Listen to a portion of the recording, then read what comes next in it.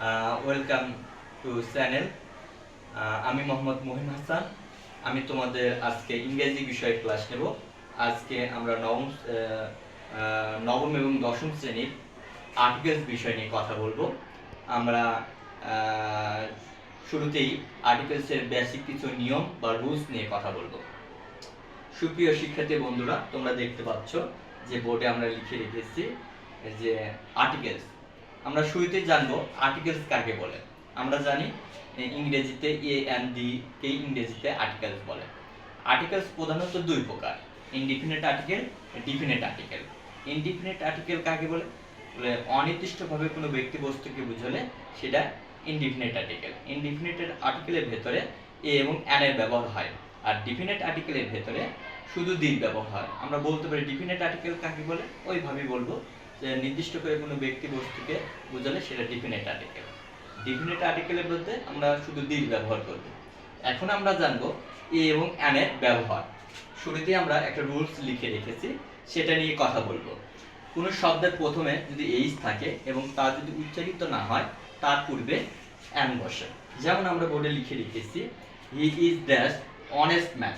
এখানে দেখো যে এইচটা আমাদের উচ্চারণ হচ্ছে না, এইচটা না উচ্চারণ হয়ে আমাদের ও উচ্চারণ হচ্ছে। অথবা আমরা এখানে কি লিখতে পারি, এখানে আমরা অ্যান লিখতে পারি। তাহলে আমাদের সেন্টেন্সটা কি দাঁড়াবে? He is an honest man. এই এইচটা কারণে, এইচটা উচ্চারণ না হওয়ার কারণে আমরা এখানে অ্যান ব্যবহার করলাম। আমরা 2 নম্বর সেন্টেন্সটা দেখতে পারি, 60 মিনিটস মেক ড্যাশ আওয়ার। দেখো আওয়ারটা উচ্চারণ হচ্ছে, এইচটা উচ্চারণ হচ্ছে না। এখানে আমরা এই এইচ এর পরিবর্তে, এইচটা যেহেতু সাইলেন্ট আছে, এর কারণে আমরা কি বসাবো? অ্যান বসাবো। এরপরে আসো আমরা 3 নম্বর সেন্টেন্স লিখে রেখেছি, হি হ্যাজ ড্যাশ ইয়ার। এই ইয়ার শব্দের অর্থ হলো উত্তরাধিকারী। দেখো এখানে এইচ উচ্চারণ হচ্ছে না, এখানে আমরা কি লিখবো?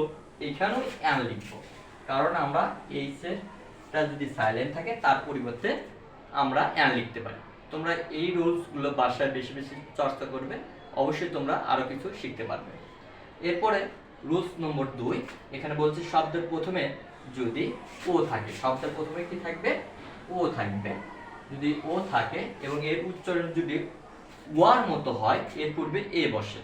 যেমন লিখে রেখেছি, I saw dash on Iceman. এখানে দেখো ওয়ানের উচ্চারণটা ওয়ার মতো হয়েছে, যার কারণে এখানে ও ভায়োল হওয়ার সত্ত্বেও এখানে কি বসলো? এ বসবে। এরপরে আমরা 2 নম্বর রুলস সেন্টেন্সটা দেখতে পারি, গিভ মি ড্যাশ 1 টাকার নোট। দেখো এখানে 1 আছে, কিন্তু ওর উচ্চারণটা ওয়ার মতো হয়েছে।